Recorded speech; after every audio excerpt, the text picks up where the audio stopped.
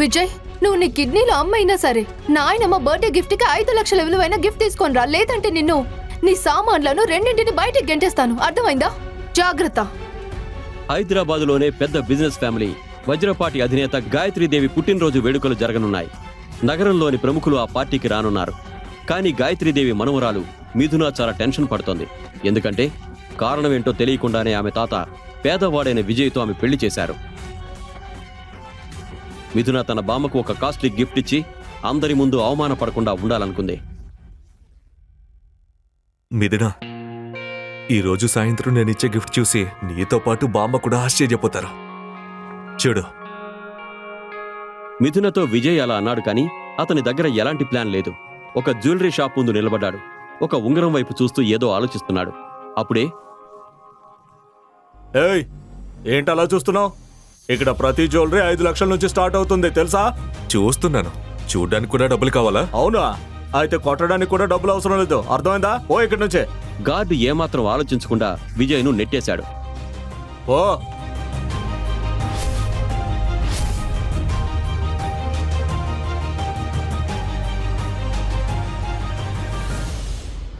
మిథున నానమ్మకు ఏం గిఫ్ట్ ఇవ్వాలో విజయ్ ఆలోచిస్తున్నాడు. అప్పుడే జ్యువెలరీ షాప్ సెక్యూరిటీ గార్డ్ పోలీసులతో అక్కడికి వచ్చాడు. సార్, అదిగో అక్కడే ఉన్నాడు. అదిగో వాడే.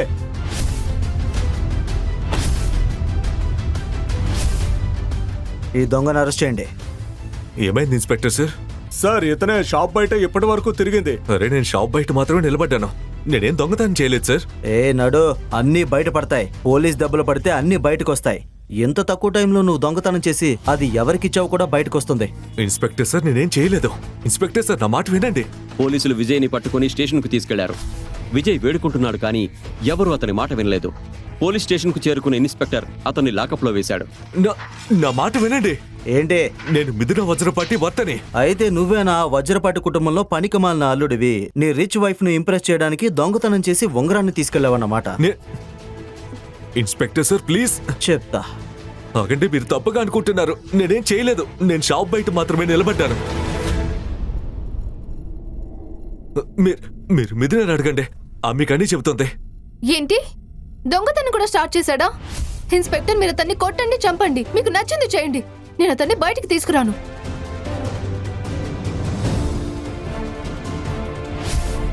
విజయ్కి కూడా ఇప్పుడు ఆ లాకప్ నుంచి ఎలా బయటపడాలో అర్థం కాలేదు. మరోవైపు ఇన్స్పెక్టర్ అతని మాట వినిపించుకోవట్లేదు. జ్యువెలరీ షాపులో దొంగతనం చేసిన ఉంగరం గురించి అతన్ని అడుగుతున్నాడు. ఇన్స్పెక్టర్ ఒక పెద్ద కర్రతో గౌతముని కొట్టడానికి ముందుకు వెళ్ళాడు. అప్పుడే వెనక నుంచి ఒక గంభీరమైన గొంతు వినిపించింది. ఇన్స్పెక్టర్ వెనక్కి తిరిగి చూసి ఆశ్చర్యపోయాడు. అక్కడ నగర కమిషనర్ నిలబడి ఉన్నాడు. నీకెంత ధైర్యం? నీ యూనిఫామ్, నీ ఉద్యోగం మీద నీకు విరక్తి పుట్టిందా ఏంటి? సార్, ఇతను ఒక దొంగ సార్.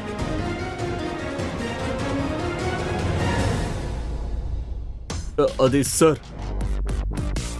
సార్, ఈ ఇన్స్పెక్టర్ చేసిన పనికి నేను చాలా సిగ్గుపడుతున్నాను. మీరు ఇక్కడ చాలా ఇబ్బంది పడ్డారు, అందుకు నన్ను క్షమించండి సార్. సార్, మీరు ఒక ఇల్లరిక పాలుడు ముందు చేతులు జోడిస్తున్నారు.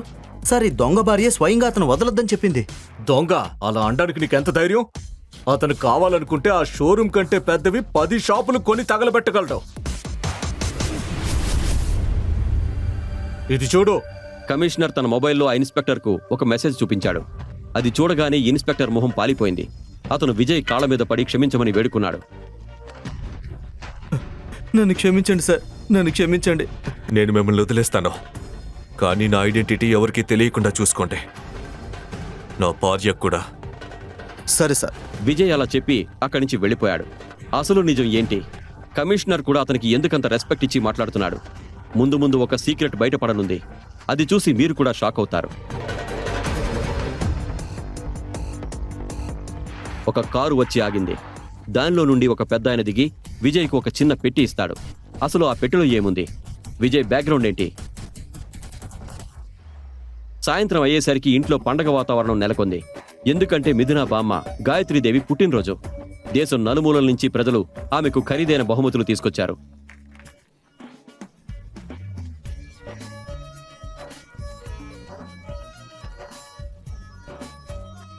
కొద్దిసేపటి తర్వాత విజయ్ కూడా మిథున బామ్మ గాయత్రీదేవి పుట్టినరోజు వేడుకలకు వచ్చాడు. పార్టీలో విజయ్ని చూసి మిథున ఆశ్చర్యపోయింది. నువ్వా? నిన్ను పోలీస్ స్టేషన్ నుంచి ఎవరు విడిపించారు? అక్కడే చచ్చుంటే బాగుండేది. నేను దొంగతనం చేయలేదు. నేను జ్యువెలరీ షాప్ బయట నుంచి చూశాను, అంతే. పోలీసులు వచ్చి అరెస్ట్ చేశారు. చాలా కష్టపడి దొంగతనం చేయలేదని నిరూపించుకుని బయటపడ్డాను. ఓకే ఓకే, ఇక ఈ గిఫ్ట్ ఏంటి? ఈ ప్యాకింగ్ చండాలంగా ఉంది. ఆ చిన్న పెట్టెలో విజయ్ ఏం గిఫ్ట్ తీసుకొచ్చుంటాడు? పోలీస్ స్టేషన్లో విజయ్కు ఆ పెట్టి ఇచ్చిన పెద్ద ఆయన ఎవరు? ప్యాకింగ్ గురించి ఆలోచించుకో. దానిలో ఉన్నది చూసి నువ్వు కూడా షాక్ అవుతావు. అరే, ఎవరు బర్త్డే ఈరోజు? బామ్మది. అయితే బామ్మే దీన్ని ఓపెన్ చేస్తారు. ఓకే ఓకే, విను. మిగతా వాళ్ళు వెళ్ళి బామ్మకు గిఫ్ట్ ఇచ్చినప్పుడు నువ్వు కూడా సీక్రెట్ గా వెళ్ళి అక్కడ పెట్టు, ఓకేనా? తాతయ్య ఎందుకు ఇలా చేశారో నాకు తెలీదు. నాలాంటి కోటేశ్వరరాలికి నీలాంటి పేదవాడితో పెళ్లి చేశారు. నీ దగ్గర డబ్బు లేదు, మర్యాద కూడా లేదు. పద వెళ్ళు. విజయ్ ఏదో ఆలోచించే లోపే కొంతమంది పార్టీ హాల్ వైపు వెళ్లడం స్టార్ట్ చేశారు. ఆ అందమైన అమ్మాయి నవ్వుతూ ఒక పెట్టెతో గాయత్రీదేవి వైపు వెళ్ళింది. ఆమెను చూడగానే మిథున ముఖం మారిపోయింది. ఆ గిఫ్ట్ బాక్స్లో నుంచి ఒక అందమైన మెరిసే హారం బయటకు తీసింది. ఆ గిఫ్ట్ ఇచ్చిన అమ్మాయి మరెవరో కాదు, మిథున కజిన్ శృతి. ఇంతలా మెరిసే డైమండ్స్ నా ఈ 75 ఏళ్లలో ఎప్పుడు చూడలేదు. ఈ ఇంటిలో మిగతా అమ్మాయిల కంటే నువ్వు ఎంత తెలివైన దానివి శృతి. తన భార్య మిథునను అందరి ముందు అలా అవమానించడం విజయ్ చూశాడు.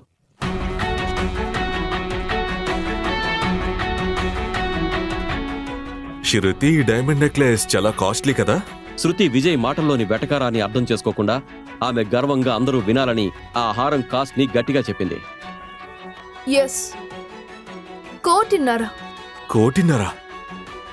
అంటే శృతికి డైమండ్స్ అమ్మని వ్యక్తి ఆమె కంటే చాలా తెలివైనవాడు. 5 లక్షల డైమండ్స్ ని 1.5 కోటి అని చెప్పాడు. వా! అయినా జేబులో 500తో తిరిగే వాళ్ళు ఎప్పటి నుంచి కోట్ల గురించి మాట్లాడడం మొదలు పెట్టారు? అప్పుడు గాయత్రీదేవి కోపంగా, ఈ పార్టీని చెడగొట్టడానికి వచ్చావా ఏంటి? నువ్వు దొంగతనం చేసి అందరి ముందు డైమండ్స్ రాంగ్ ప్రైజ్ అని చెప్పి నా మనవరాల్ని అందరి ముందు అవమానించాలనుకుంటున్నావా? బామ్మ, మీకు నా మీద నమ్మకం లేదా? అయితే మిస్టర్ పరేఖ్ని అడగండి. హైదరాబాద్లో ఆయన అతిపెద్ద వజ్రాల వ్యాపారి కదా. ప్లీజ్. ఇష్టం లేకపోయినా గాయత్రీదేవి మిస్టర్ పరేఖ్ని ఆ డైమండ్ నెక్లెస్ ని పరీక్షించమని అడగవలసి వచ్చింది. మిస్టర్ పరేఖ్ ఆ వజ్రాల హారాన్ని తీసుకుని పరీక్షించడం మొదలుపెట్టాడు. కొద్దిసేపు దాన్ని చూసి అతను ఇలా అన్నాడు. ఎవరో చవకైన వజ్రాలను ఖరీదైన వజ్రాలాగా కట్ చేయడానికి ప్రయత్నించారు. పారేక్ పదునైన కళ్ళు ఎప్పుడూ మోసపోవు. ఎవరో శృతి గారిని మోసం చేశారు. చూసారా బామ్మ, నేను మీతో అదే చెబుతున్నాను. అరే, శృతిని ఎవరో. ఇక చాలా ఆపు. నా చెల్లిని అబద్ధాల కోర అనడానికి నీకెంత ధైర్యం? నువ్వేం గిఫ్ట్ తెచ్చావో చెప్పరా ఫూల్. 2 ఏళ్లుగా అవమానాలు భరిస్తూ విజయ్ విసిగిపోయాడు. అతను మిథున కోపంతో అన్న మాటల్ని ఎప్పుడూ పట్టించుకోలేదు. కానీ ఈ రోజు పబ్లిక్గా జరిగిన అవమానాన్ని అతను సహించలేకపోయాడు. అతను తన గిఫ్ట్ బాక్స్ని తీసుకుని గాయత్రీదేవి వైపు వెళ్ళాడు.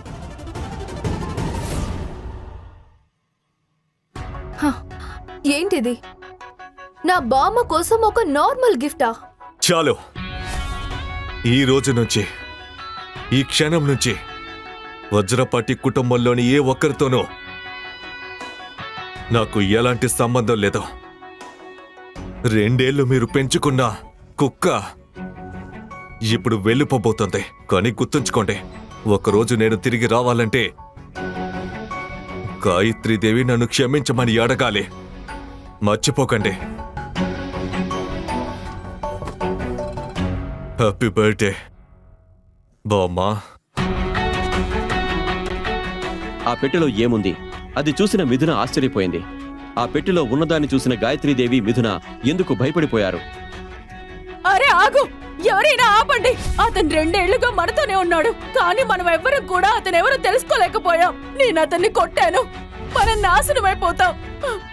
అసలు ఆ పెట్టెలో ఏముంది? అది చూసి గాయత్రీదేవి ఎందుకు అంతలా భయపడిపోయింది? ఆ పెట్టెను విజయ్కి తెచ్చి ఇచ్చింది ఎవరు? అసలు విజయ్ ఎవరు? అతని బ్యాక్గ్రౌండ్ ఏంటి? అతను తన గతాన్ని దాస్తున్నాడా? విజయ్ తిరిగి వస్తాడా?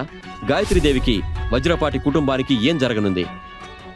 నెక్లెస్ ని చూసి ఆశ్చర్యపోతూ, ఇది ఇది అసలు దీన్ని నువ్వెలా సంపాదించగలిగా విజయ్ అని చిన్నపిల్లలా ఎగ్జైట్ అవుతూ అడిగింది మిథున. నిన్న జ్యువెలరీ షాప్లో దీన్ని చూసి మనసు పడ్డారు కదా అని ప్రేమగా చెప్పాడు. కానీ దీని ఖరీదు 12 లక్షలు కదా, అంత డబ్బు నీకెక్కడిది అని మిథున అంటూ ఉండగా శృతి వాళ్ళ అన్నయ్య నిఖిల్ అక్కడికొచ్చాడు. అతడికి మిథున అంటే అస్సలు నచ్చదు. గాయత్రీదేవిలానే ఆమె కుటుంబాన్ని అనుక్షణం ద్వేషిస్తూ ఉంటాడు. మిథున చేతిలో ఉన్న నెక్లెస్ని చూసి షాక్ అవుతూ, రేయ్, ఇంత ఖరీదైన నెక్లెస్ నీ దగ్గరకు అలా వచ్చిందిరా అంటూ ఆమె చేతిలో నుండి నెక్లెస్ బాక్స్ లాగేసుకున్నాడు నిఖిల్. అతను అంత కోపంగా మాట్లాడేసరికి, నిఖిల్ గారు, అనవసరంగా నాకు కోపం తెప్పించకండి, మర్యాదగా నెక్లెస్ ఇచ్చేయండి అని చాలా కూల్గా చెప్పడానికి ట్రై చేశాడు విజయ్. ఏంటి, తిరిగివ్వాలా? ముందు దీన్ని ఎక్కడి నుండి తెచ్చావో చెప్పరా అని నిఖిల్ అడగడంతో, మీకు చెప్పాల్సిన అవసరం నాకు లేదు నిఖిల్ గారు, జస్ట్ గివ్ ఇట్ బ్యాక్ అంటూ అతడి చేతిలో నుండి నెక్లెస్ లాక్కోవడానికి ప్రయత్నించాడు విజయ్. నిఖిల్ వెంటనే ఆ నెక్లెస్ని తన వెనకాల దాచుకుంటూ, దీన్ని నువ్వు దొంగలించావు కదరా, దొంగలించిన నెక్లెస్ పట్టుకుని ఏం ఫోజులు కొడుతున్నావురా అని విజయ్ కళ్ళలోకి సూటిగా చూస్తూ అడిగాడు. ఆ మాటకి విజయ్ సైలెంట్ అయిపోవడంతో మిథున అతడి వైపు కంగారు పడుతూ చూసింది. ఏమైంది విజయ్, ఎందుకు సమాధానం చెప్పడం లేదు? అంటే నువ్వు నిజంగానే దీన్ని దొంగతనం చేసి తీసుకొచ్చావా? ఛీ, నా దృష్టిలో ఇంతకన్నా దిగజారువు అనుకున్న ప్రతిసారి అంతకన్నా ఎక్కువ దిగజారి నన్ను నేను అసహ్యించుకునేలా చేస్తావు అని సీరియస్ అయ్యింది మిథున. లేదు మిథున గారు, నేను ఈ నెక్లెస్ని దొంగతనం చెయ్యలేదు అంటూ మనోహర్ గురించి చెప్పబోతూ ఆగిపోయాడు విజయ్. ఈలోపు నిఖిల్కి ఏదో అనుమానం రావడంతో, నాకిప్పుడు అర్థమైంది, నువ్వీ నెక్లెస్ని మాకొచ్చిన బహుమతుల్లో నుండి దొంగతనం చేశావు కదా, ఇలా చెయ్యడానికి సిగ్గుండాలి విజయ్ నీకు. ఇప్పుడే నువ్వొక దొంగవి అని అందరికీ చెప్తాను అని అరుచుకుంటూ అక్కడి నుండి వెళ్ళాడు నిఖిల్. విజయ్కి ఆ సిచ్యువేషన్ నుండి ఎలా బయటపడాలో అర్థం కావడం లేదు. మనోహర్ని సాగనంపుతున్న తన ఫ్యామిలీ మెంబర్స్ దగ్గరికి వెళ్ళిపోయి, నానమ్మా, మనం లేని టైం చూసి ఈ విజయ్ గాడు ఇంత ఖరీదైన నెక్లెస్ని దొంగలించాడు అని గట్టిగా అరుస్తూ చెప్పాడు నిఖిల్. మనవడి మాటలు వినగానే గాయత్రీదేవి కళ్ళు కోపంతో ఎర్రబడ్డాయి. అందరూ విజయ్ని ఒక దొంగలాగా చూశారు. వాళ్ల కళ్లల్లో కోపం చూసి మిథున భయపడింది. తల పైకెత్తి వాళ్ల వైపు చూసే ధైర్యం కూడా చెయ్యలేకపోతోంది. మనం లేని సమయం చూసి వీడు ఈ నెక్లెస్ని దొంగిలించాడు నానమ్మా. నేను రావడం నిమిషం ఆలస్యం అయ్యుంటే మన శృతికి కట్నంగా వచ్చిన వస్తువులన్నీ మెల్లగా ఇల్లు దాటించేసేవాడు అని నోటికొచ్చినట్టు వాగుతున్నాడు నిఖిల్. అన్నయ్య చేతిలో ఉన్న నెక్లెస్ని తీసుకున్న శృతి, దీని ఖరీదు 15 లక్షల పైనే ఉంటుంది నానమ్మా. నాకొచ్చిన గిఫ్ట్స్లో ఇదే కాస్ట్లీ అనుకుంటా. వీడికి ఎంత ధైర్యం ఉంటే దీని మీద చెయ్యి వేస్తాడు అని ఆవేశంతో ఊగిపోయింది. విజయ్ వైపు గాయత్రీదేవి తీక్షణంగా చూసింది. ఆమె చూపుకి కాల్ చేసే శక్తి ఉంటే విజయ్ ఈ పాటికి బూడిదైపోయి ఉండేవాడు. శక్తి ఫ్యామిలీ నా కోసం ఎంతో ప్రత్యేకంగా పంపిన వస్తువు మీద వీడు కన్నేశాడు నానమ్మా. వీడిని ఇలానే వదిలేస్తే రేపు మన ప్రాణాలు తీయడానికి కూడా వెనకాడ్డు. వెంటనే పోలీసుల్ని పిలిపించండి అని ఆర్డర్ వేసింది శృతి. మనవరాలి మాటలకి భద్రకాళిలా ఊగిపోతూ, మీ ఇద్దరికీ అసలేం కావాలి? మా కుటుంబం సంతోషంగా ఉంటే మీరు తట్టుకోలేరా అని విజయ్ మిథునల్ని నిలదీసింది గాయత్రీదేవి. ఈ పార్టీకొచ్చిన దగ్గర నుండి ఏదో ఒక రకంగా అవమానానికి గురవుతూనే ఉంది మిథున. ఇంక తట్టుకోవడం తన వల్ల కాక, విజయ్, నేను మళ్ళీ అడుగుతున్నాను, ఈ నెక్లెస్ ఎక్కడి నుంచి తీసుకొచ్చావో నిజం చెప్పు అని ఎర్రబడిన కళ్లతో కోపంగా అడిగింది. ఇప్పుడు నేనేం చెప్పినా మీరు నమ్మే స్థితిలో లేరు అని చెప్పాడు విజయ్. మిథున కోపంగా అతని భుజాలు పట్టుకుని, నిజం చెప్తావా లేదా విజయ్ అని నిలదీసింది. ఇక నిజం చెప్పే సమయం వచ్చింది అనుకున్న విజయ్, దీన్ని మీకు ప్రత్యేకంగా ఇవ్వమని ఒక వ్యక్తి నాకిచ్చారు అని మిథున కళ్లల్లోకి సూటిగా చూస్తూ చెప్పాడు. అబద్ధం చెప్తే అతికినట్టుండాలి విజయ్. నీలాంటి పనికి మల్లవాడికి ఇంత ఖరీదైన వస్తువు ఎవడిస్తాడు? పైగా ఈ పార్టీలో ఇంతమంది ఉండగా దీన్ని నీకే ఎందుకిస్తాడు అని ప్రశ్నలతో దాడి చేశాడు నిఖిల్. చాలు నిఖిల్ గారు, ఇంక చాలు. అబద్ధం చెప్పాల్సిన అవసరం నాకు లేదు. ఈ నెక్లెస్ ఒకటే కాదు, శక్తి ఫ్యామిలీ నుండి ఇక్కడికొచ్చిన ప్రతి వస్తువు కేవలం మిథున్ గారి వల్లే వచ్చాయి అని అందర్నీ షాక్కి గురిచేశాడు విజయ్. అతని మాటలకి రఘువీర్, సిద్ధార్థల కాళ్ల కింద భూమి అదిరిపడింది. విజయ్ చెప్పిన మాటలకి ఆశ్చర్యపోతూ అతడి వైపు అనుమానంగా చూసింది మిథున. ఆమె చూపుల్ని అర్థం చేసుకున్న విజయ్ వెంటనే తన మొబైల్ని బయటికి తీసి ఎవ్వరికీ కనిపించకుండా మనోహర్కి తిరిగి రమ్మని మెసేజ్ చేశాడు. విజయ్, ఇప్పటి వరకు నువ్వు చేసింది చాలు. నువ్వు చెప్పే అబద్ధాల వల్ల మా కుటుంబం అందరి ముందు తల దించుకోవాల్సి వస్తుంది. ఇంక నీ మాటలు కట్టిపెట్టి నానమ్మ కాళ్ల మీద పడి క్షమాపణలు చెప్పు అని మనసులో బాధ బయటికి కనిపించకుండా చెప్పింది మిథున. నేనెందుకు క్షమాపణలు చెప్పాలి మిథున గారు? మీకు నా మాటల మీద నమ్మకం లేకపోతే ఇప్పుడే పోలీసుల్ని పిలిపించండి. నేను జైలుకైనా వెళ్తాను గాని నా తప్పు లేకుండా ఒకరికి క్షమాపణలు చెప్పను అని అంతే ఆత్మాభిమానంతో చెప్పాడు విజయ్. ఎంత పొగర్రా నీకు! తప్పు చేసిందే కాకుండా మాకే నీతులు చెప్తావా? ఈరోజు నీ పొగరు దించకపోతే నా పేరు శృతినే కాదు, చూస్తూ ఉండు అంటూ పోలీసులకి ఫోన్ చేయబోయింది శృతి. మిథున వెంటనే ఆమె చెయ్యి పట్టుకుని ఆపుతూ, ఒక్క నిమిషం ఆగు శృతి, విజయ్ తప్పు చేశాడని ఇంకా నిరూపణ కాలేదు కదా, అప్పుడే పోలీసుల దాకా ఎందుకు అని తన భర్తని కాపాడుకోవాలని ప్రయత్నించింది. ఇంకా నిరూపించుకోవడానికి ఏమీ లేదు మిథున, వీడు దొంగతనం చేశాడని మేం నమ్ముతున్నాం అంటూ మళ్లీ పోలీసులకి ఫోన్ చేయబోయింది శృతి. సరిగ్గా అప్పుడే ఎంట్రన్స్ గేట్ దగ్గర కారు హార్న్ సౌండ్ వినిపించడంతో అందరూ వెనక్కి తిరిగి చూశారు. లోపలికి వస్తున్న మనోహర్ని చూసి ఆశ్చర్యపోతూ, ఈయన మళ్ళీ ఎందుకొచ్చాడు అని గాయత్రీదేవి మనసులో అనుకుంటూ ఉండగా ఆమె దగ్గరకొచ్చాడు మనోహర్. గాయత్రీదేవి కుటుంబం విజయ్ని ఎంతలా అవమానించుంటుందో అక్కడ పరిస్థితిని చూసి అర్థం చేసుకున్నాడు మనోహర్. ఎర్రబడిన కళ్లతో తన బాడీగార్డ్స్ వైపు చూసి, ఇలాంటిదేదో చేసుంటారని ముందే ఎక్స్పెక్ట్ చేశా. గార్డ్స్, మనం తీసుకొచ్చిన గిఫ్ట్స్ అన్నీ తిరిగి తీసుకువెళ్ళండి, ఒక్కటి కూడా మిగలడానికి వీల్లేదు అని ఆర్డర్ వేశాడు మనోహర్. గాయత్రీదేవి కంగారు పడుతూ, ఏమైంది సార్, ఇలా ఎందుకు చేస్తున్నారు? మా వల్ల ఏదైనా తప్పు జరిగిందా? ఇది మా ప్రెస్టేజ్కి సంబంధించిన విషయం, ఇలా చెయ్యకండి ప్లీజ్ అని బ్రతిమాలింది. ప్లీజ్ నాతో ఎవ్వరూ మాట్లాడకండి అని వార్నింగ్ టోన్లో కోపంగా అరిచాడు మనోహర్. అక్కడున్న గిఫ్ట్స్ని తీసుకుని బాడీగార్డ్స్ వెళ్ళిపోతూ ఉండగా అక్కడ ఏం జరుగుతుందో అర్థం కాక రఘువీర్, సిద్ధార్థులు ఒకరినొకరు చూసుకున్నారు. ఏమైంది సార్, మీరు మా మీద ఎందుకింత కోపంగా ఉన్నారు? ఏదైనా ఉంటే కూర్చొని మాట్లాడుకుందాం. మీ శక్తి ఫ్యామిలీకి మా నాన్నగారంటే చాలా ఇష్టం కదా అని మనోహర్ని మచ్చిక చేసుకోవాలని చూశాడు సిద్ధార్థ్. అసలెవడ్రా మీ నాన్న? వాడి పేరేంటో కూడా నాకు తెలీదు. అయినా మీలాంటి వాళ్ళని మా శక్తి ఫ్యామిలీ కనీసం గుమ్మంలోకి కూడా రానివ్వదు అని మనోహర్ ఆవేశంగా అనేసరికి సిద్ధార్థ్ భయపడి ఒక్క అడుగు వెనక్కి వేశాడు. జరుగుతున్న దాన్ని ఒక పక్కన నిలబడి విజయ్ తమాషాగా చూస్తున్నాడు. అందరి ముందు తమ ఫ్యామిలీ పరువు పోవడంతో, రఘువీర్ గారు, అసలిక్కడేం జరుగుతుంది? ఆయన అలా మాట్లాడుతూ ఉంటే మీరు నోరు మెదపరేంటి అని కొంచెం ఆవేశంగా అడిగింది గాయత్రీదేవి. ఏదైనా మాట్లాడితే అందరిలో లోకువైపోతాను అనుకున్న రఘువీర్ సైలెంట్ అయిపోయాడు. అతడి మౌనం గాయత్రీదేవి కోపాన్ని పెంచేసింది.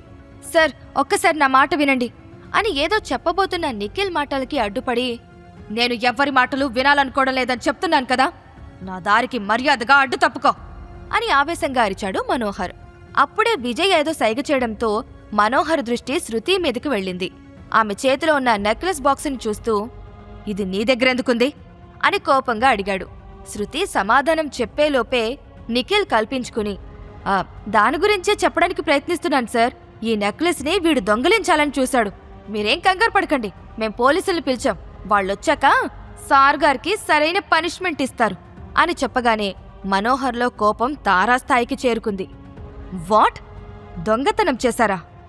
దీన్ని తనే దొంగిలించారని మీకెవరు చెప్పారు అని ఒక్కో మాట ఒత్తి పలుకుతూ అడిగాడు. ఆ ప్రశ్నకి తన దగ్గర సమాధానం లేకపోవడంతో నిఖిల్ తడబడ్డాడు. వెంటనే గాయత్రీదేవి మాట్లాడుతూ, నా మనవడు చెప్తుంది నిజం సార్, వీడే ఈ నెక్లెస్ని దొంగతనం చేశాడు అని చెప్పింది. ఇక చాలు గాయత్రీదేవి గారు, ఇక చాలు. నేనే ఈ నెక్లెస్ని అతనికిచ్చాను. నిజానిజాలు తెలియకుండా ఒక వ్యక్తిని ఎలా నిందిస్తారు? మీరిలాంటి వాళ్ళని తెలిస్తే అసలు నేనిక్కడికి వచ్చుండేవాణ్ణే కాదు అంటూ శృతి చేతిలో నుండి నెక్లెస్ బాక్స్ని తీసుకున్నాడు మనోహర్. ఆ తర్వాత మిథున దగ్గరికి వెళ్లి ఆ నెక్లెస్ బాక్స్ని ఆమెకిస్తూ, నన్ను క్షమించండి మిథున గారు, ఒక రకంగా మీరు బాధపడ్డానికి నేను కూడా కారణం. నిజానికి ఈ నెక్లెస్ని మీకు ప్రత్యేకంగా ఇవ్వమని మా చిన్నబాబు గారే చెప్పారు అని ఆప్యాయంగా చెప్పాడు మనోహర్. మనోహర్ చెప్పిన మాటల్ని అక్కడున్న వాళ్ళంతా నమ్ముతున్నారు. కానీ మిథున మాత్రం ఇదంతా నమ్మలేకపోతోంది. ఈ నెక్లెస్ నా కోసం ఎందుకు పంపించారో నేను తెలుసుకోవచ్చా అని ఆశ్చర్యపోతూ అడిగింది మిథున. ఎందుకంటే మీరు మా చిన్నబాబుకి బాగా నచ్చారు, అందుకే మీకోసం ఈ చిన్న బహుమతిని పంపించారు. ఇదొక్కటే కాదు, ఇక్కడికొచ్చిన ప్రతి గిఫ్టు మీ తరపున ఆయనే పంపించారు అని మనోహర్ చెప్పగానే అక్కడున్న వాళ్ళందరూ మళ్లీ షాక్ అయ్యారు. అనిల్, రత్నప్రభల ఆనందానికి అవధుల్లేవు. ఆ చిన్నబాబెవరో తెలియకపోయినా తమ కూతురికి ఇంత అదృష్టం పడుతుందని వాళ్లు కల్లో కూడా ఊహించలేదు. నాకు మీరేం చెప్తున్నారో అర్థం కావడం లేదు సార్. అసలు మీ చిన్నబాబు ఎవరు అని మనోహర్ కళ్ళల్లోకి చూస్తూ అనుమానంగా ప్రశ్నించింది మిథున. ఆ ప్రశ్నకి సమాధానంగా విజయ్ వైపు చూశాడు మనోహర్. తన గురించి ఎట్టి పరిస్థితుల్లోనూ మిథునకి చెప్పొద్దు అన్నట్టు విజయ్ సైగ చేయడంతో, ఇప్పుడు మీకు మా చిన్నబాబు గురించి చెప్పలేను మిథున గారు. సమయం వచ్చినప్పుడు ఆయనే మీ ముందుకొస్తారు అని మిథునకి మరో మాట మాట్లాడే అవకాశం ఇవ్వకుండా వెనుతిరిగాడు. వెళుతున్న మనోహర్ని చూస్తూ మిథున అలానే నిలబడిపోయింది. ఇప్పుడు కాకపోయినా సంవత్సరం తర్వాతైనా సరే ఈ నిజం ఆమెకి తెలుస్తుంది. తెలియని వాళ్ల దగ్గర గిఫ్ట్ తీసుకునే అలవాటు మిథునకి లేదు. అందుకే మనోహర్ దగ్గరికి వెళ్లి నెక్లెస్ ని తిరిగి ఇచ్చేయాలి అనుకుంది. సార్, మీ చిన్నబాబు ఎవరో తెలియకుండా నేను ఈ గిఫ్ట్ తీసుకోలేను అని అతడి వెనకాల వెళుతూ అరుస్తోంది మిథున. మనోహర్ ఆమె మాటల్ని పట్టించుకోకుండా అక్కడి నుండి వేగంగా వెళ్లిపోయాడు. అతడు వెళ్లిపోయిన తర్వాత ఆ పార్టీలో అంతా సైలెంట్ అయిపోయారు. కాసేపటికి విజయ్ గొంతు సవరించుకుంటూ, నేను ముందే చెప్పాను కదా, ఇప్పటికైనా నమ్ముతారా మిథున గారు, నేను ఈ నెక్లెస్ని దొంగతనం చెయ్యలేదు అని అడిగాడు. అతడి మాటలకి మిథున గిల్టీగా ఫీల్ అయ్యింది. మరోవైపు మిథునని పరీక్షగా చూస్తున్న గాయత్రీదేవి మనసులో వేల ఆలోచనలు అలుపు లేకుండా పరిగెడుతున్నాయి. మనోహర్ చెప్పిన దాని ప్రకారం శక్తి వారసుడు మిథునని ఇష్టపడుతున్నాడని అర్థం చేసుకుని ఆమె దగ్గరికి ప్రేమగా వెళ్లి భుజం మీద చెయ్యి వేసింది. హరే మిథున, నా బంగారు తల్లి, నీకు ఇంత పెద్ద కుటుంబంతో పరిచయాలున్నాయని నాకెందుకు చెప్పలేదు బేబీ అని ఆప్యాయంగా అడిగింది. గాయత్రీదేవి ఉద్దేశాన్ని అర్థం చేసుకుని, మీరు నన్ను తప్పుగా అర్థం చేసుకుంటున్నారు నానమ్మా. ఆ కుటుంబం గురించి నాకు పెద్దగా ఏం తెలీదు. ఆ పేరు కూడా ఇప్పుడే వింటున్నాను అని నిజాయితీగా చెప్పింది మిథున. ఏయ్ దొంగ, ఇంకెన్ని రోజులు నా దగ్గర ఈ విషయాన్ని దాచిపెడతావు? ఇన్ని రోజులు నిన్ను అర్థం చేసుకోకుండా అవమానించినందుకు నన్ను క్షమించు బేబీ. ఇక నుండి మనం శత్రువుల్లా కాదు, బెస్ట్ ఫ్రెండ్స్లా ఉందాం, సరేనా? నాతో నువ్వు అన్నీ షేర్ చేసుకోవచ్చు. ఇక నుంచి ఆనందంగా ఉందాం అని చిరునవ్వుతో చెప్పింది గాయత్రీదేవి. ఆమె అలా మాట్లాడడం చూసి మిథున ఆశ్చర్యపోయింది. గాయత్రీదేవి సడన్ గా మిథున మీద చూపిస్తున్న ప్రేమను చూసి శృతి జెలసీ ఫీల్ అయింది. తమకి మళ్లీ మంచి రోజులు రాబోతున్నాయి అనుకుంటూ రత్నప్రభ ఉక్కిరిబిక్కిరయ్యింది. మిథున ఏదో చెప్పబోతూ ఉంటే వెంటనే కూతురు చెయ్యి పట్టుకుని ఆపుతూ, నా బిడ్డకి నా అందమే వచ్చింది, అందుకే శక్తి ఫ్యామిలీ వారసుడు మిథునని కావాలని కోరుకుంటున్నాడు. అబ్బా, ఎంత పెద్ద శుభవార్త! ఇంక మన కష్టాలన్నీ తీరిపోయినట్టే అంటూ విజయ్ వైపు చూసి, తల్లి, ఇంకా నీకు వీడితో కాపురం చేయాల్సిన అవసరం లేదు. వీలైనంత త్వరగా వీడికి విడాకులిచ్చేసి మనోహర్ గారు చెప్పిన చిరబాబుని పెళ్లి చేసుకో.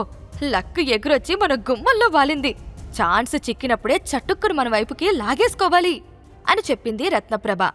రత్నప్రభ అలా చెబుతూ ఉంటే గాయత్రీదేవి కూడా సంబరపడుతూ, జీవితంలో మొదటిసారి చాలా మంచి మాట చెప్పావు రత్నప్రభ. నేను కూడా అదే చెప్పాలి అనుకుంటున్నాను.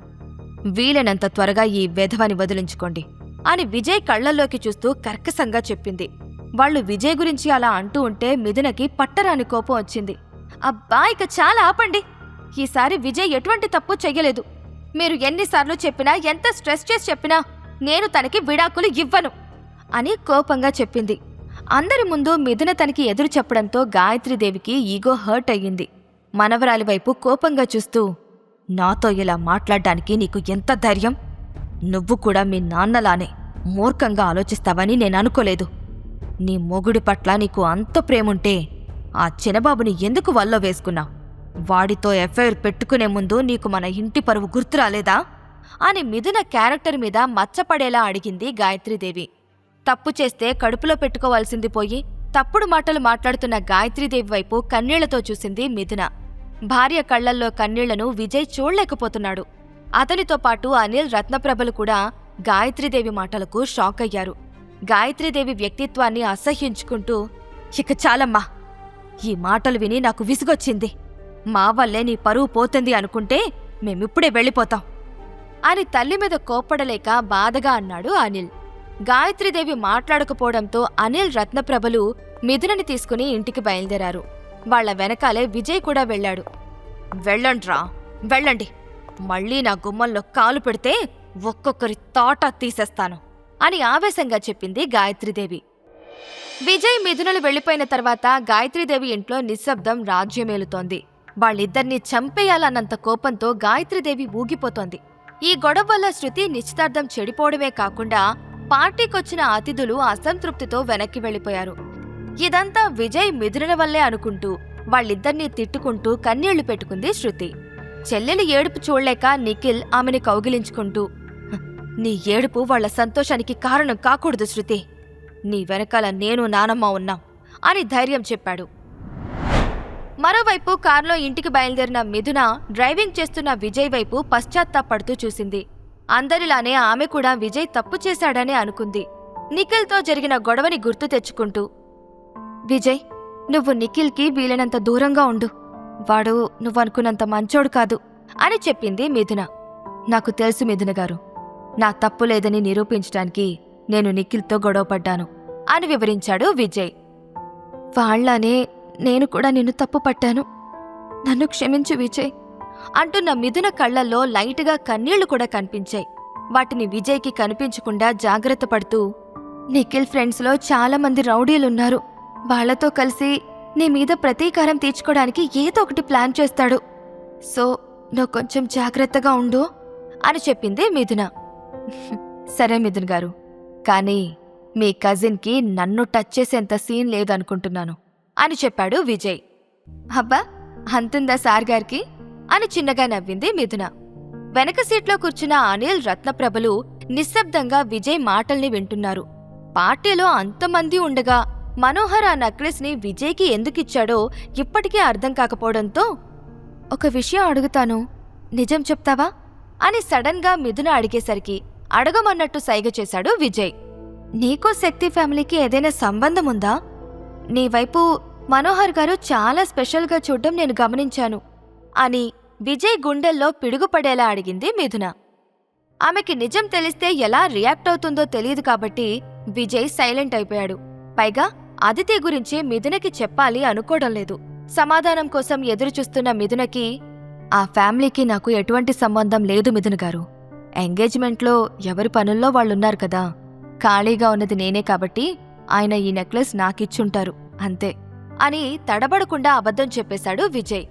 అంతేనా అని మిథున అనుమానంగా అడిగేసరికి, నిజం మిథున గారు, ఆ పెద్దయినా మీ ముందే ఇదంతా చెప్పారు కదా అని చాలా గట్టిగా చెప్పాడు విజయ్. నీకసలు బుద్ధుందా విజయ్? నెక్లెస్ ఇచ్చాడు కాబట్టి సరిపోయింది. అది ఏ బాంబో ఇచ్చుంటే అలానే తీసుకొచ్చి నా కూతురికిచ్చేవాడివా అని దొరికిందే ఛాన్స్ అనుకుని తిట్టడం స్టార్ట్ చేసింది రత్నప్రభ. ఆమె మాటలు పట్టించుకోకుండా తన కాన్సంట్రేషన్ని డ్రైవింగ్ మీద పెట్టాడు విజయ్. తల్లి చెప్పిన మాటల్లో లాజిక్ ఉండడంతో, నీకు తెలియని వాళ్ళు ఎవరైనా ఏదైనా ఇస్తే అదేంటో తెలుసుకోకుండా తీసుకోకు విజయ్. నీ అమాయకత్వాన్ని వాళ్ళు అలుసుగా తీసుకునే ప్రమాదముంది అని చెప్పింది మిథున. సరే మిథున గారు, నేను మళ్ళీ ఇలాంటి తప్పు చెయ్యను అని ప్రామిస్ చేశాడు విజయ్. మిథునకి ఎప్పుడూ విజయ్ ఎదురు చెప్పింది లేదు. అతల్లో ఈ క్వాలిటీ అంటే మిథునకి చాలా ఇష్టం. విజయ్ గురించి ఆలోచిస్తూ విండోలో నుండి బయటకు చూస్తూ నెమ్మదిగా కళ్ళు మూసుకుంది. మిథునకి అబద్ధం చెప్పినందుకు విజయ్ మనసు చాలా బాధపడుతోంది. ఆమె వైపు ప్రేమగా చూస్తూ, నన్ను క్షమించండి మిథున గారు, మీకు అబద్ధం చెప్పడం తప్ప నాకు వేరే దారి కనిపించలేదు.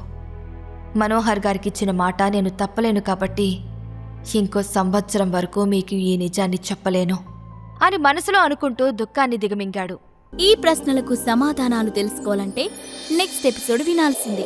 క్రింద ఇచ్చిన లింక్ ని క్లిక్ చేసి పాకెట్ ఎఫ్ఎం యాప్ ని ఇన్స్టాల్ చేసుకోండి. Stay tune to pocket FM.